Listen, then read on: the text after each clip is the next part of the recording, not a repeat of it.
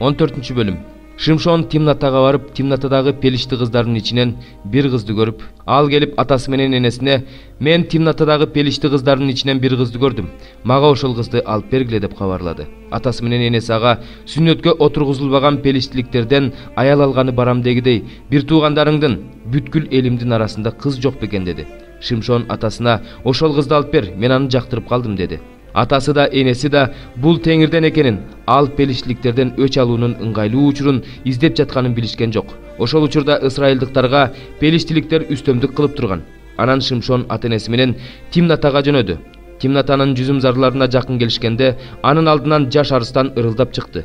Шимшондун үстүнө теңирдин руху түштү. Колунда эч нерсе жок болсо да, ал арстанды улактай тытып салды. Ал эмне кылганын атасына да, энесине да айткан жок. Анан ал пелиштилик кызга келип, аны менен сүйлөштү. Кыз Шимшонго жагып калды. Аны алыш үчүн бир нече күндөн кийин ал дагы келди. Өз өлтүргөн арстанды көргөнү келип, өлүктүн ичинен аарынын уюгу менен балды көрдү. Ал балдан алып, жол бою жеп жүрүп отурду. Келип атасы менен энесине берди, алар да жешти, бирок аларга балды арстандын өлүгүнүн ичинен алганын айткан жок. Атасы кыздын үйүнө келди. Үйлөнгөндөр той бергенде эле Шимшон да той берди. Ал жердегилер аны көргөндө, анын жанында болууга 30 күйөө жолдош тандашты. Шимшон аларга: "Мен силерге бир табышмак айтайын. Эгерде силер анын жандырмагын той бүткөнчө 7 күндүн ичинде тапсаңар, туура тапсаңар, мен силерге жука матадан тигилген 30 көйнөк жана 30 сыйра кийим берем. Эгерде табышмакты жандыра албасаңар, анда силер мага жука матадан тигилген 30 көйнөк, 30 сыйра кийим бергиле" деди. Алар: "Табышмагыңды айт, угалы" дешти. Ал аларга: "Жегиштен тамак чыкты, күчтүүдөн таттуу чыкты" деп айтты. Алар табышмакты 3 күн бою жандыра алышкан жок. 7-нчи күнү Шимшондун колуктусуна: "Күйөөңдү көндүр, табышмактын жообун айтсын, болбосо сени да атаңдын үйүндө өртөп жиберебиз. Силер эмне бизди тоногону чакырдыңар беле" дешти. Аялы Шимшондун алдына келип ыйлап: "Сен мени жек көрөсүң, сүйбөйсүң. Менин элимдин уулдарына табышмак айттың, бирок мага жообун айткан жоксуң" деди. Ал аялга: "Жандырмагын атама да энеме да айткан эмесмин. Анан сага айтмак белем" деди.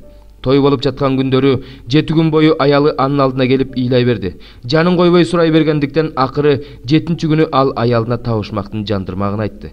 Аялы болсо табышмактын жандырмагын өз элинин уулдарына айтып койду. 7-нчи күнү күн батаар алдында жанагы кишилер келип, ага: "Балдан таттуу, арстандан күчтүү эмне бар" дешти. Шимшон аларга: "Эгерде менин кунаажыным менен кош айдабасаңар, табышмагымды таба алмак эмессиңер" деди. Анын үстүнө теңирдин руху түшүп, ал Ашкелонго жөнөдү. Ал жерден ал 30 кишини өлтүрүп, кийимдерин чечип алып, табышмактын жандырмагын тапкандарга 30 сыйра кийим берди. Ал абдан каарданып, атасынын үйүнө кетип калды. Шимшондун аялы болсо, аны жандап жүргөн күйөө жолдошуна тийди. 18 бөлүм. Ошондон кийин Павыл Афинден чыгып Коринт шаарына келди. Ал жерден ал Акила деген понттук бир жүйүткө жолукту. Клавдий бүт жүйүттөргө Римден чыгып кетүүнү буйругандыктан, ал аялы Прискила менен жакында эле Италиядан келген эле. Павыл алардын үйүнө барды. Ал Акила менен кесиптеш болгондуктан, алар менен жашап чогуу иштей баштады. Алар чатыр жасашчу. Павыл ишемби сайын синагогада сүйлөп, жүйүттөр менен эллиндерди Исага ишендирүүгө аракет кылып жатты. Силас менен Тиметей Македониядан келишкенден кийин Павыл өзүн жакшы кабар таратууга толугу менен арнап, жүйүттөргө Исанын машаяк экендигин күбөлөндүрө баштады. Бирок алар каршы чыгып жаман сөздөрдү айтышкандыктан, ал өзүнүн кийимдерин силкип аларга мындай деди: "Өз каныңар өз мойнуңарда, мен тазамын, мындан ары бутпарастарга барам." Ошентип Павыл синагогадан чыгып, Кудайды урматтаган Жус деген бир кишинин үйүнө келди. Анын үйү синагоганын жанында эле. Синагоганын башчысы Криспос бүт үй бүлөсү менен теңирге ишенип калды. Павылдын сөзүн уккан көптөгөн корунттуктар да Исага ишенип сууга чөмүлдүрүлүштү. Бир түнү теңир Павылга көрүнүш аркылуу мындай деди: "Коркпо, айта бер, унчукпай калба. Анткени мен сени мененмин. Сага эч ким жамандык кылбайт, анткени бул шаарда менин көп адамдарым бар." Ошондо Павыл ал жерде 1 жыл 6 ай калып, аларга Кудайдын сөзүн үйрөттү. Бирок ошол учурда Ахаяда Галион башчы болуп турган убакта жүйүттөр биригип алып Павылга каршы чыгышты. Алар аны сотко алып барышты да: "Бул киши адамдарды мыйзамга каршы жол менен Кудайга табынууга үйрөтүп жатат" дешти. Павыл сүйлөмөкчү болгондо Галион аларга: "Жүйүттөр, эгерде кандайдыр бир кылмыш же кандайдыр бир жаман иш жасалган болсо, анда мен силердин нааразылыгыңарды укмакмын. Бирок окутуу жөнүндө, ысымдар жөнүндө, өзүңөрдүн мыйзамыңар жөнүндө сөз болуп жаткандыктан өзүңөр териштиргиле. Мен бул иште сот болууну каалабаймын, деди. Ошентип Галлион аларды сот болуучу жайдан кууп чыкты. Алар чогулуп, синагоганын башчысы Состенди кармап алып, соттун алдында сабап салышты. Бирок Галлион буга көңүл бөлгөн жок.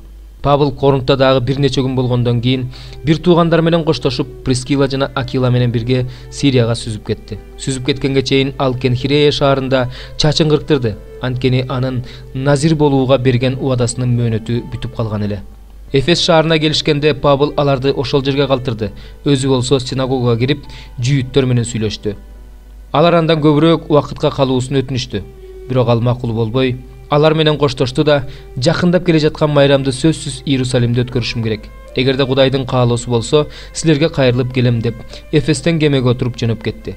Акила менен Прескила болсо Эфесте калышты. Кемеден Кейсарияга түшүп калып, Иерусалимге келди. Ал жердеги жыйын менен көрүшкөндөн кийин Антиохияга жөнөп кетти. Антиохияда бир нече убакыт болгондон кийин жолун улантты. Галатия жана Фригия өлкөлөрүн аралап, баардык шакирттердин ишенимин бекемдеп жүрдү. Ошол учурда Эфеске Аполлос деген Александриялык бир жүйүт келди. Ал сөзгө чечен, ыйык жазууну жакшы билген, Теңирдин жолу жөнүндөгү окутууну билген адам эле. Ал жакандын чөмүлдүрүлүүсүн гана билсе да, жалындап Ыйса жөнүндө туура сүйлөп, туура үйрөтүп жүрдү. Ал синагогада тартынбай сүйлөй баштады. Анын сүйлөгөн сөздөрүн уккан Акила менен Прескила аны өздөрүнүн үйүнө чакырып, Теңирдин жолу жөнүндөгү окутууну толугу менен түшүндүрүп беришти. Ал Ахаяга бармакчы болгондо, бир туугандар ага дем берүү максатында ошол жактагы шакирттерге аны кабыл алуу жөнүндө кат жазып беришти. Аполлос Ахаяга келгенде, Кудайдын ырайымы менен Ыйсага ишенип калгандарга көп жардам берди. Анткени ал Ыйсанын Машаяк экендигин ыйык жазуу менен далилдеп, жүйүттөрдү бүт эл алдында тайманбастык менен ашкерлеп жатты. 27 бөлүм. Жүйүт падышасы Жошия уулу Жаякимдин падышачылыгынын башталышында Жеремияга Теңирден мына бул сөз болду. Теңир мага мындай деди: өзүңө кишен жана моюнтурук жасап, аларды мойнуңа сал. Аларды Иерусалимдеги жүйүт падышасы Ситкияга келген элчилер аркылуу Эдом падышасына, Маап падышасына, Амон уулдарынын падышасына, Тир падышасына жана Сидон падышасына берип жибер. Анан ал элчилерге өздөрүнүн падышаларына мындай деп айтып баруусун буйру. Исраилдин Кудайы Себайот Теңир мындай деп айтып жатат: өз падышаларыңарга мындай деп айткыла: мен өзүмдүн зор кудуретим менен, сунулган билегим менен жерди, жер бетиндеги адамды жана жаныбарларды жараттым. Аны мен кимге кааласам ошого бердим. Эми бул жерлердин бардыгын мен өзүмдүн кулум Бабыл падышасы Небухаднасардын колуна берип жатам. Атүгүл талаа жырткычтарында ага кызмат кылууга бердим. Анын жеринин да өзүнүн да мезгили келгенге чейин бүт элдер ага, анын уулуна, анын уулунун уулуна кызмат кылышат. Ага көп элдер, улуу падышалар кызмат кылышат. Эгерде кайсы бир эл жана падышачылык ага Бабыл падышасы Небухаднасарга кызмат кылгысы келбесе, Бабыл падышасынын моюнтуругуна өз мойнун сунбай турган болсо, анда мен ал элди анын колу менен биротоло жок кылмайынча кылыч менен, ачарчылык менен, жугуштуу оору менен жазалайм. Силер болсо өзүңөрдүн пайгамбарларыңардын, төлгөөчүлөрүңөрдүн, түш көрүүчүлөрүңөрдүн, сыйкырчыларыңардын, жылдыз эсепчилериңердин силерге Бабыл падышасына кызмат кылбайсыңар деген сөздөрүн укпагыла. Анткени алар силерди өз жериңерден чыгарыш үчүн, мен силерди кууп жибериш үчүн, силер кырылышыңар үчүн силерге жалган пайгамбарчылык кылып жатышат. Бабыл падышасынын моюнтуругуна өз мойнун сунуп, ага кызмат кылган элди болсо, мен өз жеримде калтырам дейт Теңир. Ал эл ошол жерди иштетип, ошол жерде жашайт. Жүйүт падышасы Ситкияга да мен ушул сөздөрдүн бардыгын айттым. Бабыл падышасынын моюнтуругуна өз мойнуңарды сунгула, жана ага да анын элине да кызмат кылгыла, ошондо аман каласыңар.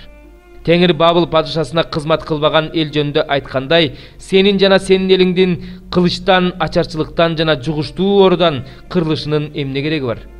Бабыл падышасына кызмат кылбайсыңар деп айтып жаткан пайгамбарлардын сөздөрүн укпагыла. Анткени алар силерге жалган пайгамбарчылык кылып жатышат.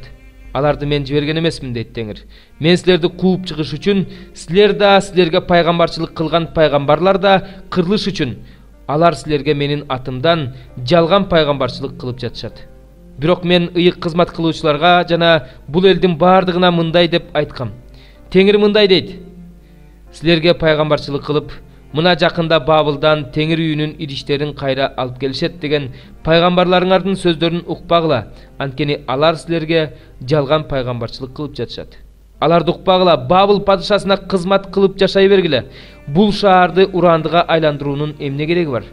Эгерде алар пайгамбарлар болсо, аларда Теңирдин сөзү бар болсо, анда Теңир үйүндө, Жүйүт падышасынын үйүндө жана Иерусалимде калган идиштер Бабылга өтүп кетпеш үчүн Себайот Теңирдин алдында жалынып жалбарып өтүнүшсүн. Бабыл падышасы Небухаднецар, Жүйүт падышасы Жаяким уулу Жаяхинди жана Жүйүт элинин бүт атактууларын, Иерусалим тургундарын Иерусалимден Бабылга алып кетип бара жатканда албай кеткен.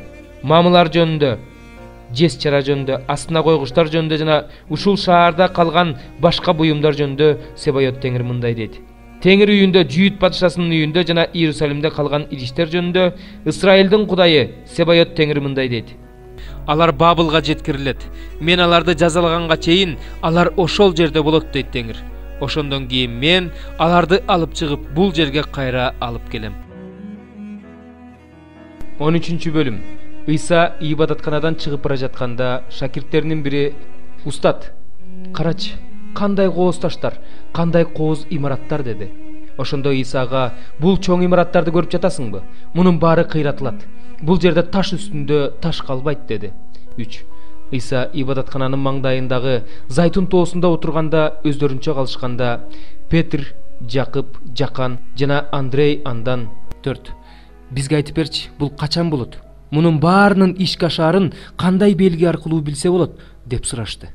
Ыйса аларга мындай деп айта баштады: "Силерди бирөө адаштырып кетпеш үчүн сак болгула. Анткени көптөр менин ысымымды жамынып келип, Машаяк менмин деп көптөрдү адаштырышат. Согуштар жана согуш кабарлары жөнүндө укканыңарда үрөйүңөрдү учурбагыла, анткени булар болушу керек. Бирок бул дүйнөнүн акыры эмес. Бир эл бир элге, бир падышачылык бир падышачылыкка каршы көтөрүлөт. Жерлерде жер титирөөлөр, ачкачылык жана козголоңдор болот. Булар кыйынчылыктардын башталышы. Бирок силер өзүңөргө сак болгула. Анткени силерди сотко беришет, синагогаларда уруп сабашат. Мен жөнүндө күбөлөндүрүшүңөр үчүн силерди башкаруучулар менен падышалардын алдына алып барышат. Баарынан мурда бардык элдерге жакшы кабар таратылышы керек. Силерди салып берүү үчүн алып бара жатышканда эмнени айтабыз деп тынчсызданбагыла. Ошол саатта силерге эмне берилсе, ошону айткыла. Анткени силер эмес, ыйык рух сүйлөйт. Бир тууганын, атасы балдарын өлүмгө кыят. Балдары ата-энелерине каршы көтөрүлүп, аларды өлтүрүшөт. Менин ысымым үчүн бардыгына жек көрүндү болосуңар. Ал эми акырына чейин чыдаган адам куткарылат." Окуган адам түшүнүп алсын. Даниэль пайгамбар аркылуу айтылган кыйратуучу жийиркенич турбашы керек болгон жерде турганын көргөнүңөрдө, Жүйүт аймагындагылар тоолорго качып кетишсин. Ким үйдүн төбөсүндө болсо, ал бир нерсе алуу үчүн үйүнө кирбесин. Ким талаада болсо, ал кийимин алуу үчүн артка кайрылып келбесин. Ошол күндөрдө кош бойлуу жана эмчекте баласы бар аялдарга кыйын болот. Качууңар кыш мезгилине туура келип калбас үчүн сыйынгыла. Анткени ошол күндөрдө чоң аламат болот. Андай аламат дүйнөдө жаратылгандан баштап азыркыга чейин болгон эмес жана кийин да болбойт. Эгерде Теңир ал күндөрдү кыскартпаса, анда эч бир адам куткарылмак эмес, бирок ал өзү тандап алгандар үчүн гана ошол күндөрдү кыскартты. Ошондо силерге кимдир бирөө "Мына Машаяк бул жерде, же тигине тигил жерде" десе, ишенбегиле. Анткени жалган машаяктар, жалган пайгамбарлар чыгат. Мүмкүн болсо тандалгандарды да адаштыруу үчүн жишаандарды жана кереметтерди көрсөтүшөт. Силер болсо сак болгула. Мына, мен силерге бардыгын алдын ала айттым. Бирок ошол күндөрдө, ошол аламаттан кийин күн караңгылап ай жарыгын бербей калат.